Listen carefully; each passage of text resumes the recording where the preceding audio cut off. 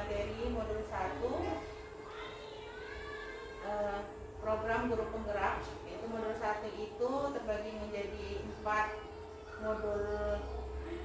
Yang pertama itu modul 1.1 yaitu tentang pemikiran Ki Hajar Dewantara. Terus yang kedua itu tentang peran dan nilai guru penggerak. Yang ketiga isi guru penggerak, dan yang keempat adalah budaya positif. Nah, hari ini yang saya akan sampaikan adalah dari keempat topik itu diharapkan akan menghasilkan profil pelajar Pancasila dan terjadinya merdeka belajar di lingkungan SMP Negeri 3 Nanaraya. Jadi dari keempat aspek ini saling membantu, saling menguatkan, dan saling bekerja sama agar terbentuknya tadi profil pelajar Pancasila dan merdeka belajar. Oke, yang pertama kita akan bahas tentang filosofi pendidikan menurut Ki Hajar Dewantara. Nah, menurut Ki Hajar Dewantara, pendidikan dan pengajaran merupakan usaha persiapan dan persediaan untuk segala kepentingan hidup manusia, baik dalam hidup bermasyarakat maupun hidup berbudaya dalam arti yang seluas-luasnya. Nah, oleh Ki Hajar Dewantara ini, pembelajaran atau pendidikan yang ada di sekolah itu harus disesuaikan dengan dua kodrat. Yang pertama yaitu kodrat alam, yang kedua itu kodrat zaman. Nah, apa maksud dari kodrat alam? Yaitu kodrat alam itu kita harus menyesuaikan dengan lingkungan sekolah belajar anak. Terus yang kedua itu kodrat zaman, yaitu kita harus menyesuaikan dengan teknologi, dengan perkembangan zaman, terus dengan minat murid, terus dengan kesiapan belajar murid dan lain sebagainya.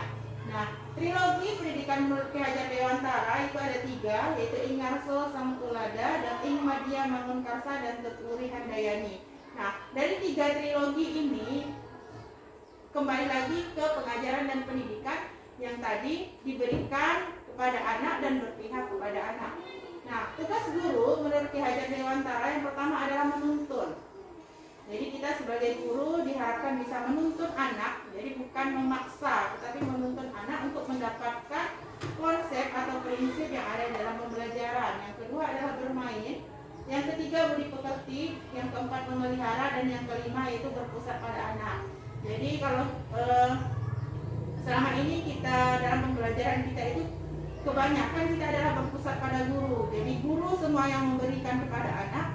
Tetapi menurut Ki Hajar Dewantara yaitu pembelajaran itu harusnya berpusat pada anak. Jadi anak yang menemukan sendiri, anak yang mengeksplorasi sendiri, dan anak yang berkolaborasi sendiri dalam pembelajaran. Nah, tujuan pendidikan dari filosofi Ki Hajar Dewantara ini adalah menciptakan peserta didik yang memiliki profil pelajar Pancasila dalam kegiatan Merdeka Belajar. Nah, profil itu diharapkan ada atau hadir di dalam diri murid yang ada di sekolah. Agar apa? Agar proses merdeka belajar itu terbentuk. Jadi kita memang ada kurikulum yang menuntun kita untuk melakukan pengajaran dan pendidikan di sekolah, tetapi kita harus menyesuaikan lagi dengan kesiapan belajar anak, dengan minat belajar anak, dengan profil anak yang ada di sekolah kita. Nah, sekarang yang kedua yang akan kita bahas yaitu nilai-nilai dan peran guru penggerak.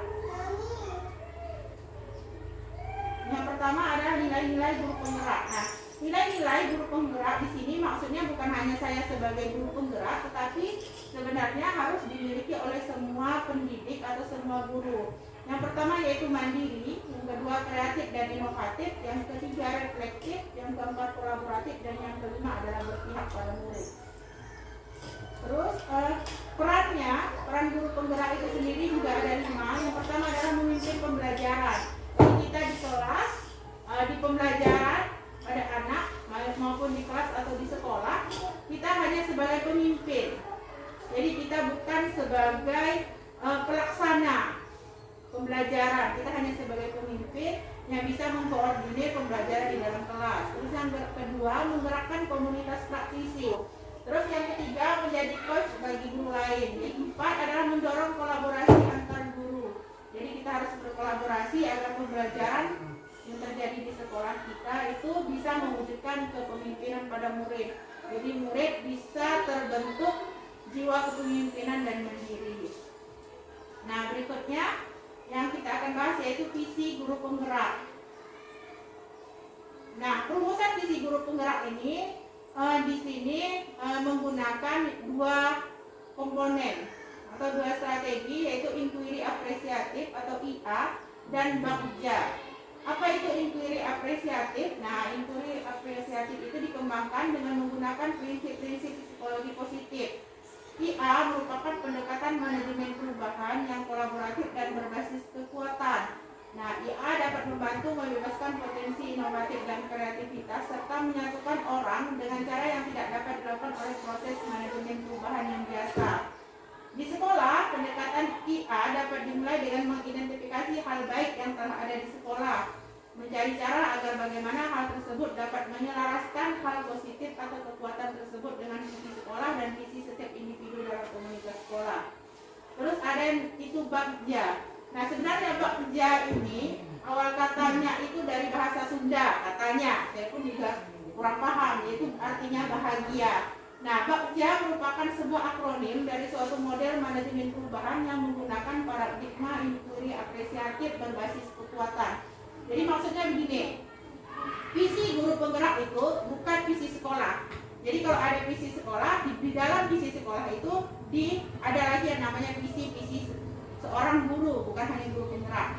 Nah, visi itu terbentuk, itu kita merumuskannya dengan menggunakan IA dan bagja. Nah, cara merumuskannya itu dengan tahapan-tahapan bagja itu, yaitu B, A, G, J, A. B itu buat pertanyaan, A itu ambil pelajaran, G itu gali mimpi, J itu jabarkan rencana, dan A itu atur eksekusi. Misalnya begini, kenapa dikatakan berbasis kekuatan?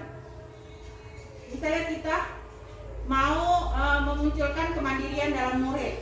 Nah, kekuatan apa yang kita miliki sekarang? Oh, misalnya murid itu bisa bekerja sendiri.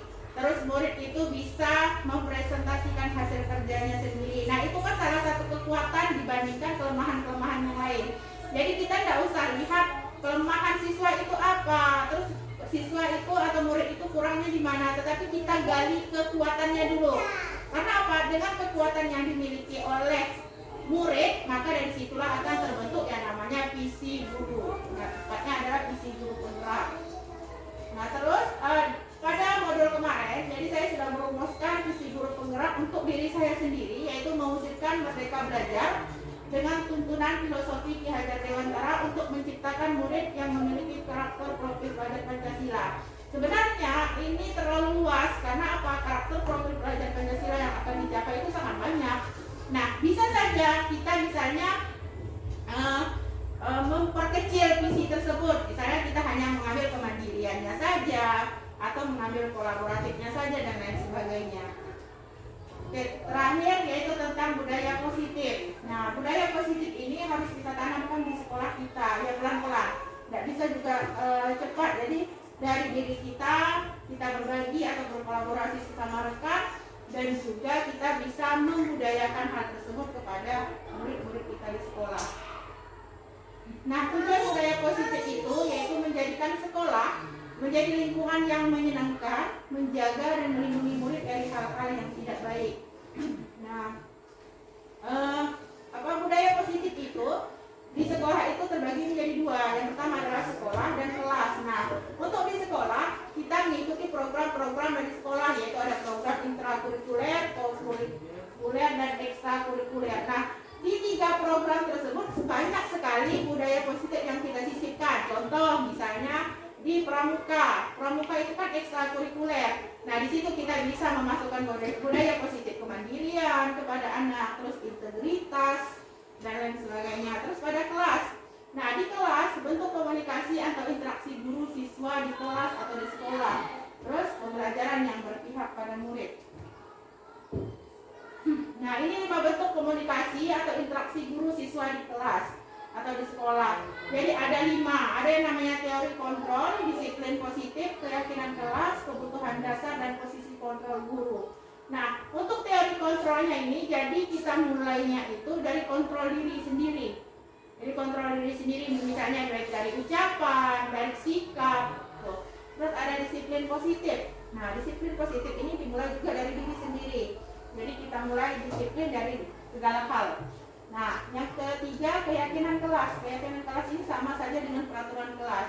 Jadi kemarin saya sudah menerapkan keyakinan kelas itu di kelas 8. Jadi saya memberikan kesempatanlah kepada mereka untuk membuat keyakinan kelas sendiri.